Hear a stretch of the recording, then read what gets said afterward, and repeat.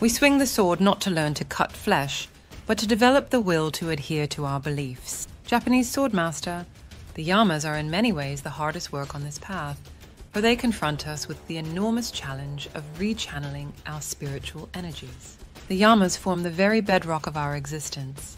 Before encountering the yamas, we are prey to the whims of our minds. Our minds tell us we are good, so we feel good. Our minds tell us we are bad, so we feel bad.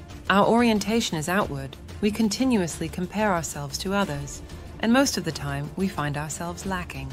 We search outside ourselves for the validation we crave. And since we have no control over this validation, we can never truly be at peace or gain access to our true power in this life. The yamas change all of this. The energy we have poured into fruitless effort now becomes redirected into a process that gains us lasting peace and freedom. The yamas are the fundamental renunciation of a life based on fear. They are the change. The niyamas are the fundamental practices that sustain a life based on love. They sustain the change. As is true of the yamas, the essence of the niyamas is found in every major religion.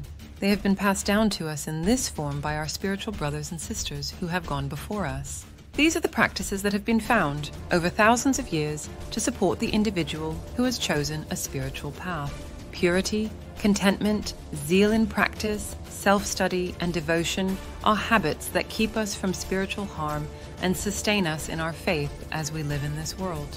Like the swing of the swordmaster's blade, they sustain within us the will to adhere to our belief.